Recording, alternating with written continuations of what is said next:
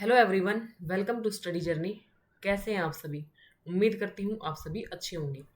Friends, मैंने आप लोगों के लिए एक वीडियो, इससे जो पहले वाली जो मैंने वीडियो डाली है उसके अंदर मैंने जो आपका न्यू सिलेबस है उसमें जो आपकी फर्स्ट क्लास बनती है, विकास की अवधारणा एवं सीखने के साथ इसका संबंध, बच्चे के विकास के सिद्धांत, पर्यावरण एवं आनुवंशिकता का प्रभाव, ये पूरी जो यूनिट है वो एक ही वीडियो के अंदर करवा रखी है।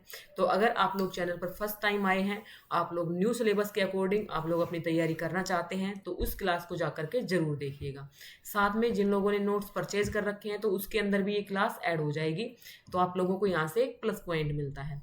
अब मैं यहाँ पे बात करती हूँ कि भाई जो आपका पीआरटी, टीजीटी, पीजीटी, तीनों की मैं बात कर रही हूँ। जो आपका सीडीपी का सिलेबस है उसके अंदर आप लोग 30 में से 30, अब भाई 30 में से 30 आ भी सकते हैं, कोई बड़ी बात नहीं है, लेकिन आप कम से कम जो मैं बता रही हूँ इसको अगर कर लेते हो तो आप 30 में से 28 के आसपास मार्क्स ले आते हो। और 28 मार्क्स अपने आप में एक अच्छा मार्क्स होता है। आपको एक जो आपका एस्टेट का एग्जाम है उसको पास करवाने में आपको एक एज मिल जाएगा यहाँ से। तो देखिए वो आप किस प्रकार से कर सकते हैं, चलिए हम वन बाय वन डिस्कस करते हैं। पहले एक बार मैं सिलेबस आपको बताऊंगी, उसके बाद आपको क्या करना है, कहाँ से आपको प्रिपेयर करना है, फ्री में कहाँ से आप लोग प्रिपेयर कर सकते हैं, सारी चीजें मैं आपको बताऊंगी। आप लोगों को बस इसको कंटिन्यू देखना है। पहले थोड़ा सा हम सिलेबस डिस्कस कर लेते हैं।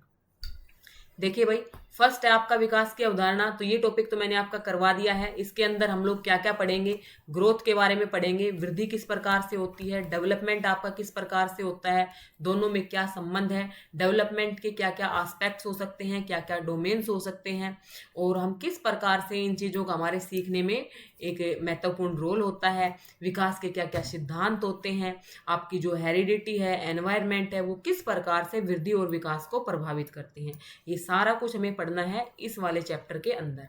नेक्स्ट आ जाता है आपका समाजीकरण की प्रक्रिया, सोशलाइजेशन प्रोसेस। जो आपका समाजीकरण की प्रक्रिया है कि भाई बच्चा जो होता है, बड़ा जो होता है, समाज में किस प्रकार से रहता है, समाज में रहते हुए हमारे अंदर क्या क्या चीज़ें आती हैं, हम नई चीज़ों को किस प्रकार से अडेप्ट करने लगते हैं, पुरानी चीज़ों को किस प्रकार से छोड़ते रहते हैं। समाजीकरण तो ये सब चीज़ें, शिक्षक है, अभिभावक है, आपके समकक्ष लोग हैं, वो आपकी समाजीकरण की प्रक्रिया को किस प्रकार से प्रभावित करते हैं। कुछ आपके ऊपर पॉजिटिव एस्पेक्ट डालते हैं, कुछ आपके ऊपर नेगेटिव एस्पेक्ट डालते हैं, तो वो आपको पहचानना होता है समाज में रहते हुए।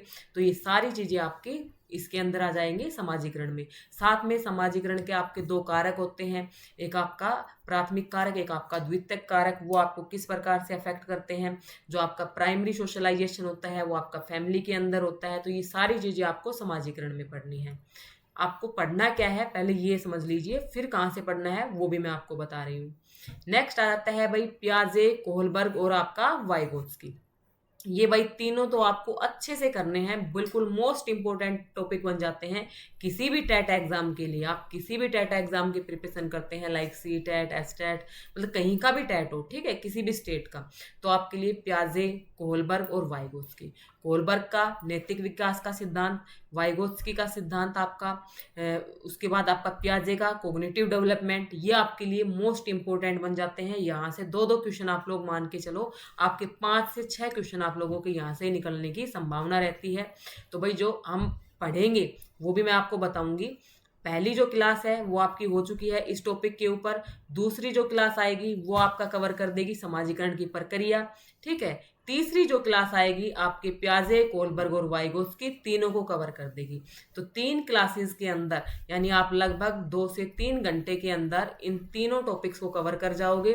और इसका कवर करने का मतलब है कि आप 2 नंबर आपके यहाँ से मान के चलो, 2 यहाँ से, और एटलीस्ट 5 मार्क्स आपके यहाँ से, आप लोगों का 8 से 9 नंबर का काम आपका यहीं पे बन जाने वाला है। आपको बिल्कुल सीक्वेंस वाइज क्लासेस मिलेंगी। तो आप लोगों को बस जो फर्स्ट क्लास है अगर वो नहीं देखी है तो पहले वो जा करके देख लीजिए। एक न्यू प्लेलिस्ट आपको मिल जाएगी जहाँ का जिसका टाइटल होगा एस्टेट 2024-25 न्यू सिलेबस, ठीक है। तो वहाँ पे आप लोग देख लीजिए। नेक्स्ट आ जाता है आपका बाल केंद्रित एवं प्रगतिशील शिक्षा की अवधारणा। तो आपका जो चाइल्ड सेंटर्ड एजुकेशन है भाई, जो एनईपी 2020 है हमारी, वो भी यही कहती है कि जो बच्चे को जो एजुकेशन दी जा रही है वो ना तो आपको मटेरियल को सेंटर मानना है, ना ही टीचर को अपने आप को सेंटर मानना है, हमें बच्चे को सेंटर मानना है। उसको सेंटर मान करके किस प्रकार से पढ़ाई हो सकती है, तो इसमें बस थोड़ा सा समझने का है। आप थोड़ा सा अगर आप समझ लोगे तो आपका काम बन जाएगा। नेक्स्ट है आपका प्रोग्रेसिव एजुकेशन, जो प्रगतिशील शिक्षा है वो आपको करनी है।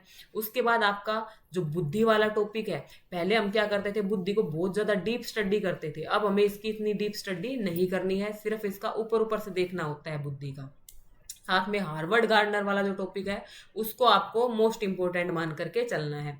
उसके बाद आपका भाषा एवं चिंतन है, सामाजिक संरचना के रूप में लिंग, लिंग की भूमिका, लिंग विभेद, शैक्षिक व्यवहार, अधिगमकर्ता में व्यक्तिगत भिन्नताएं, जो आपके व्यक्तिगत भिन्नताएं हैं, इंडिविजुअल डिफरेंसेस जो है, हर एक जो व्यक्ति है उसका स्टेमिना जो होता है हर एक चीज को सीखने का अलग अलग होता है, इंटरेस्टेज अलग अलग होते हैं। भाषा, जाति, लिंग, समुदाय, धर्म आदि की विविधता आधारित विभिन्नताओं को समझना, ये सारी विभिन्नताएं हमें समझते हुए चलनी है। ये एक प्रकार से आपका जो पेडागोजिकल जो पार्ट हो जाता है ना वो बनता है यहाँ से। अधिगम का आकलन और अधिगम के आकलन में भेद, विद्यालय आधारित आकलन, सतत एवं व्यापक मूल्यांकन, परिप्रेक्ष्य एवं अभ्यास। तो आपको जो फोर्थ यूनिट मेरी जो मिलेगी, फोर्थ जो क्लास मिलेगी वो आपको भाई बाल केंद्रित एवं प्रगतिशील शिक्षा के बारे में बताएगी। फिफ्थ आपको मिल जाएगी बुद्धि के बारे में। सिक्स्थ आपको मिल जाएगी भाषा एवं चिंतन के बारे में, सामाजिक संरचना के रूप में लिंग की भूमिका, इससे रिलेटेड। और आपको यहाँ तक 7 क्लासेज में यहाँ तक आपका कवर हो जाएगा। उसके बाद 8वीं क्लास आपको मिल जाएगी भाई आकलन, सतत एवं व्यापक मूल्यांकन के बारे में। ठीक है, इवैल्यूएशन किस प्रकार से होता है, जो सीसी है वो किस प्रकार से काम करता है, ये सब कुछ आपको देखना है। नेक्स्ट आता है अधिगमकर्ता के तत्परता स्तर के आकलन के लिए कक्षा में आलोचनात्मक चिंतन, जो क्रिटिकल जो थिंकिंग है वो आपको देखनी होती है। अधिगम बढ़ाने के लिए एवं अधिगमकर्ता की उपलब्धि के आकलन के उपयुक्त प्रश्न तैयार करना, जो लर्नर्स है उसके हिसाब से, यानी चाइल्ड सेंटर जो एजुकेशन है उसको बढ़ावा देना, ये सब आपका आ जाएगा इसमें। तो लगभग 10 क्लासेज में ये जो सारा टॉपिक्स है ये आपका कवर हो जाएगा। नेक्स्ट जो सेकंड पार्ट हमारा आता है वो आता है भाई समावेशी शिक्षा की अवधारणा, मोस्ट इंपॉर्टेंट। यहाँ से पिछली बार भी 2 क्वेश्चन देखने को मिले थे। इंक्लूसिव एजुकेशन आपको इसको अच्छे से करना है, कुछ भी नहीं है फ्रेंड्स, बिल्कुल आसान सा टॉपिक है। सभी को मेन स्ट्रीम से जोड़ने की बात की गई है, मुख्य धारा से जोड़ने की बात की गई है आपकी समावेशी शिक्षा के अंदर। वंचित सहित विविध पृष्ठभूमि वाले अधिगमकर्ताओं को समझना, सीखने में कठिनाई, क्षति आदि वाले बच्चों की आवश्यकताओं का संबोधन, प्रतिभावान, रचनात्मक, विशेष रूप से सक्षम अधिगमकर्ताओं को संबोधित करना, ये सारे टॉपिक्स आपको पढ़ने हैं। कि भाई वो एक बच्चा हमारे पास ऐसा है जो प्रतिभावान है, एक बच्चा हमारे पास ऐसा है जिसको सीखने में कुछ दिक्कत है, तो उनको हमें मेन स्ट्रीम से कैसे जोड़ सकते हैं ताकि उनमें कोई से का भी नुकसान ना हो, उनकी जो लर्निंग है वो अफेक्ट ना हो, ये सब आपको इंक्लूसिव एजुकेशन के अंदर पढ़ना है। नेक्स्ट आपका अधिगम एवं शिक्षा शास्त्र, बच्चे कैसे सोचते हैं, सीखते हैं, क्यों और कैसे बच्चे विद्यालय प्रदर्शन में सफलता प्राप्त करने में असफल होते हैं। बिल्कुल पेडागोजिकल बेस आपका ये चैप्टर रहेगा, ये आपको करना है। नेक्स्ट आता है शिक्षण और अधिगम की बुनियादी प्रक्रियाएं, जो लर्निंग है आपकी और जो आपकी टीचिंग है उनकी जो बुनियादी प्रक्रियाएं हैं वो क्या हो सकती हैं, बच्चों की सीखने की अभिविधि क्या होती है, एक सामाजिक गतिविधि के रूप में अधिगम किस प्रकार से अफेक्ट करता है, अधिगम का सामाजिक संदर्भ क्या है। अधिगम आपकी पहले भी आ गई है और अधिगम की यूनिट आपकी यहाँ पे भी आ गई है, तो यहाँ पे आपको अधिगम को अच्छे से पढ़ना है। बच्चों में अधिगम की वैकल्पिक संकल्पनाएं, बच्चों की त्रुटियों को अधिगम प्रक्रिया में महत्वपूर्ण सोपान के रूप में समझना। यहाँ पे जो लर्निंग डिसेबिलिटी है उस टॉपिक को भी आपको ध्यान से करना है। हमेशा एक क्वेश्चन जरूर पूछा जाता रहा है आपका डिसलेक्सिया से, ठीक है, अफेजिया से, तो ये आपको देखना है। उसके बाद आपका संज्ञान एवं भावनाएं, जो आपका भाई इमोशंस है और आपका जो कग्निशन है, ठीक है, वो किस प्रकार से इंटर रिलेट करता है, ये आपको देखना है। नेक्स्ट आपका बन जाता है अभिप्रेरणा एवं अधिगम, जो आपका मोटिवेशन वाला चैप्टर है, लर्निंग वाला चैप्टर है। अधिगम में योगदान करने वाले जो कारक हैं आपके व्यक्तिगत कारक या पर्यावरणीय कारक, तो ये आपका सिलेबस है, ये आपको अच्छे से करके जाना है। साथ में जो पीजीटी वाले हैं उनमें शायद 1-2 टॉपिक और रह गए हैं। एरिक्शन वाला जो टॉपिक है वो आपके पीजीटी के सिलेबस में है, टीजीटी पीआरटी के में नहीं है, तो ये आपको करना है। ये आपका छोटा सा सिलेबस है, ज़्यादा बड़ा नहीं है।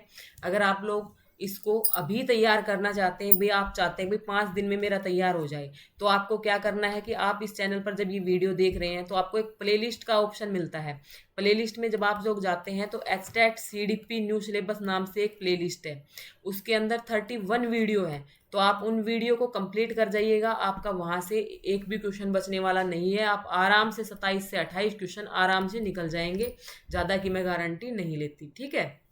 उसके बाद अगर आप लोगों को अब मेरे साथ रिवीजन करना है या आप पहले पढ़ चुके हैं, रिवीजन करना है, तो डेली आप लोग देखते रहिएगा, आपको डेली एक एक टॉपिक की क्लासेस मिलती रहेंगी और आप 20 से 25 दिन में इस पूरे सिलेबस को कवर कर जाएंगे और आप आराम से 27-28 मार्क्स आपके कहीं नहीं जा रहे।